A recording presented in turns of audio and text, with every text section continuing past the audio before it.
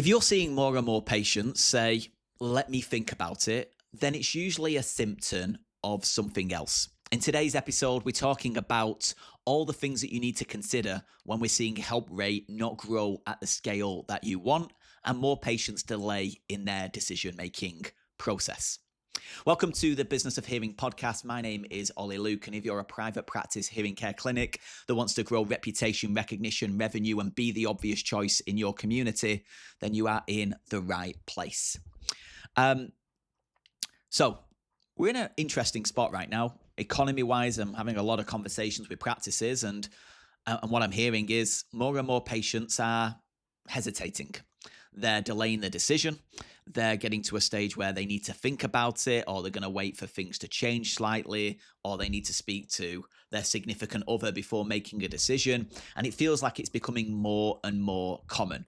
Gas prices are on the increase, therefore I'm going to hold fire on this $6,000 decision because every time I fill up my car, it's now $2 more than it was, right? There's a lot of illogical reasons if we really break it down, but the bigger narrative right now is now doesn't feel like a time to navigate this decision, even though the patient's with you having this conversation.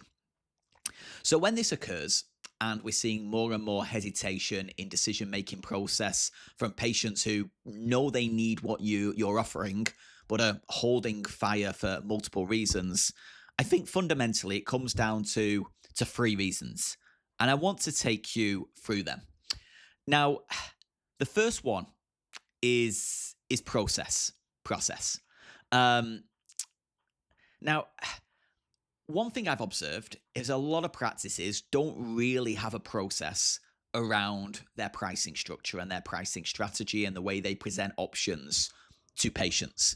The bigger practices that I've seen that have now in the millions and millions, 5 mil plus, they've got this process dialed down to a T, that any new provider that comes in, forget what you've learned. This is the way that we do things, and this is the process that you need to learn of how you present options to a patient, help navigate the consultation, and start have that pricing discussion. A lot of the practices that are sub, in my experience, the $2 million mark, the sales process has become this kind of Frankenstein's monster that is not particularly well processed or well structured. They've got their pricing. It may be a pricing sheet. It may be a pricing presentation, but every provider has a slightly different way that they go. The presentation process, the conversation they have with the patient is different. The way they talk and navigate the options with a patient, they could typically borrow their own buying habits and go, well, I'd always choose the middle option, so that's where I'm going to start with the patient.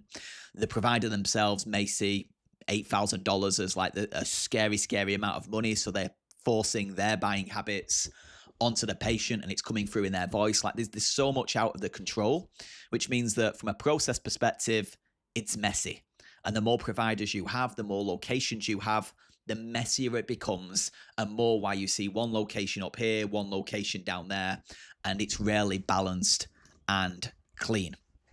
But the first place I would look, if you're seeing more and more patients delay the decision-making process right now, is what is the consultation, what is the presentation, and what is the price discussion and process around it. Now, if you don't have this dialed in, I would encourage you to do so, especially if you're at the stage where you're now starting to build a team, you've got a team, you're hiring new providers, and you're looking to scale. You can get away with this when it's just one, like you and one other, right? If you're in the small startup stage or you're sub $1 million, just focus on selling, right? This is you. You are the star player in your own business. Just do your thing to sell as much as you can, right? That's the goal in order to get you to the next level. And when I say that, ethically, please. But focus on just sales, right? You use your patter. Don't try to overly process, overly engineer it. But once you start to get to the stage where this needs to be in place, then that's one of the biggest jobs as you as the owner, and one of the biggest mentoring and things that you can build that is going to enable or disable much of the sales that occur in your practice. Now, what does that presentation process look like?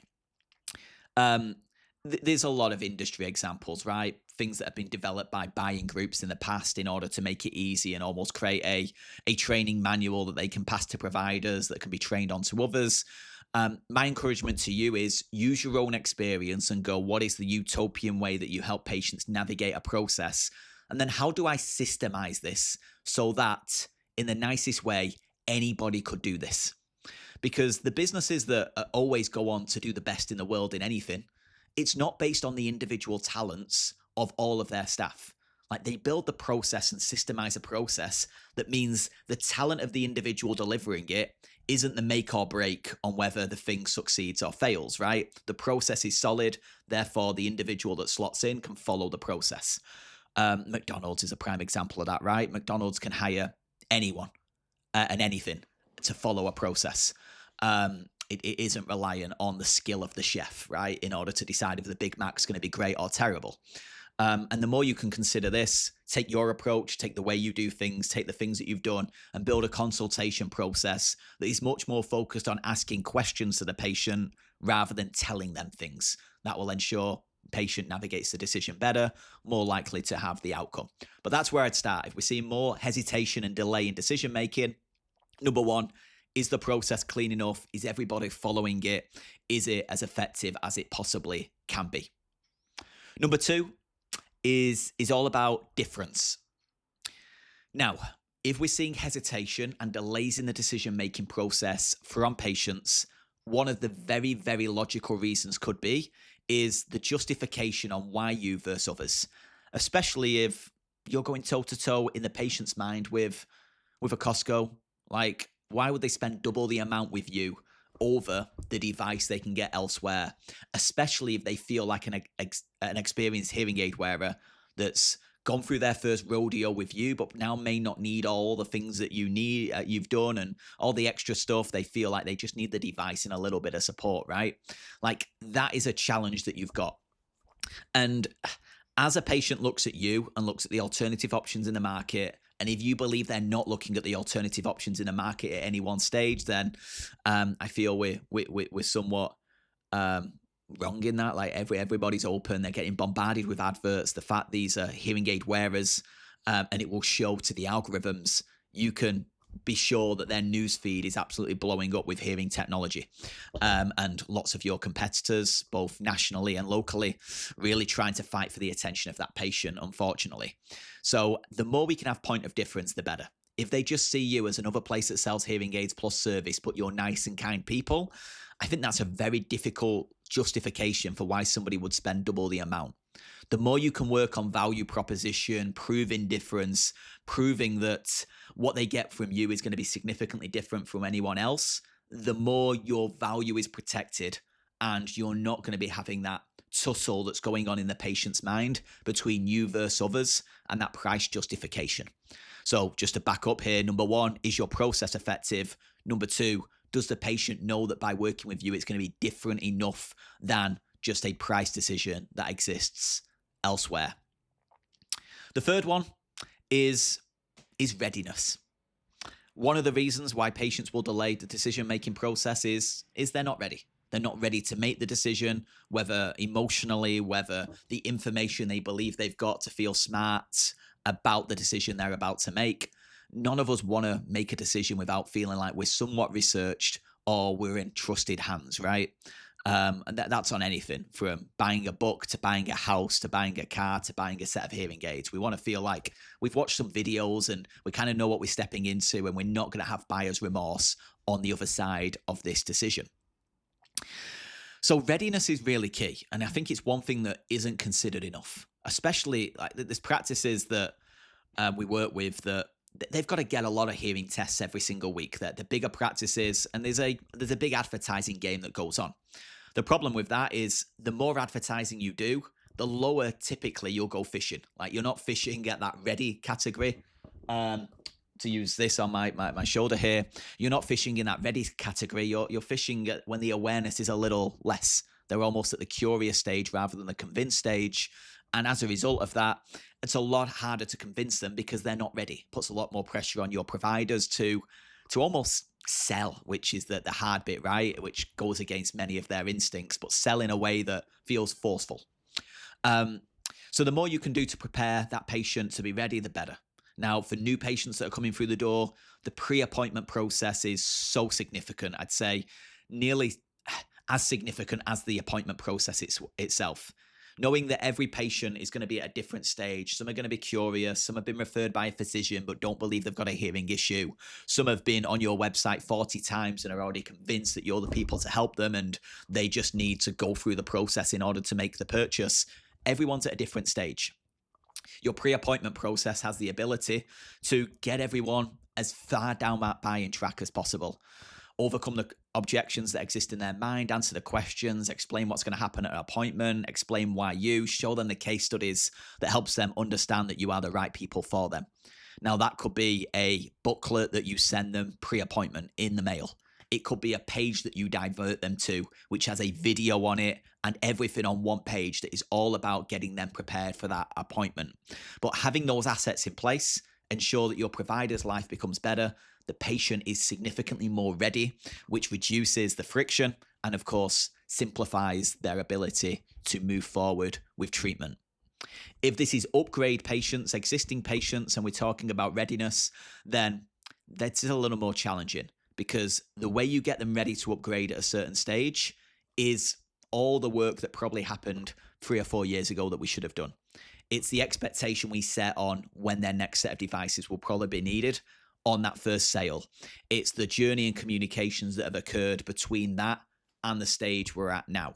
Like, getting them ready to buy a game right now from a standing start is difficult. But if you've done the work in the past, it becomes easier.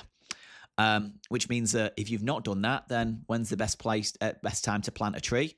Well, like 30 years ago. When's the second best time? Now. Like, start this now. The expectation with patients on how long devices last, and building like a minimum guaranteed future trading value is a really good way to do this. You've got a minimum guaranteed trading value of $1,500 for 48 months. Upon the purchase, they've already got a window where the logical time to upgrade is built in, or like something along those lines makes a big difference. But fundamentally, is your process dialed in so that it is naturally as seamless and systemized as possible, so you know it's absolutely rock solid, rather than allowing every patient to do their own, every provider to do their own thing, which creates this big mix of results with some providers doing great, some providers not. Number 2, is the difference clear enough that patients understand why you versus others, so it doesn't ever come down to the hidden objection in their mind of, could I get the same for less elsewhere? And then third of all, are they ready? Have you done the work to ensure the work's been done before the patient is face-to-face with your provider? Now, none of this is easy, right? This isn't just use these magic words. It isn't, here's one sales trick your providers can use. And look, if you're in the sub 1 million, like, I get it. Like, they're probably the things that you can do. You can change your wording because it's you and the patient. But if you're looking to build a sustainable practice that isn't always reliant on you making every single decision with every single patient, then these are the things that we need to give consideration in order to build something sustainable with longevity, that you can build a team that can be let free and do amazing work to help patients navigate their decisions and move forward with treatment with you. So that's what I'd be looking at if you relate to what I was talking about. Hopefully that's helpful, gives you some things to think about. And yeah, I'll be back next week with yet another episode as we explore a unique and interesting topic around running a private practice hearing care clinic. I'll speak to you then.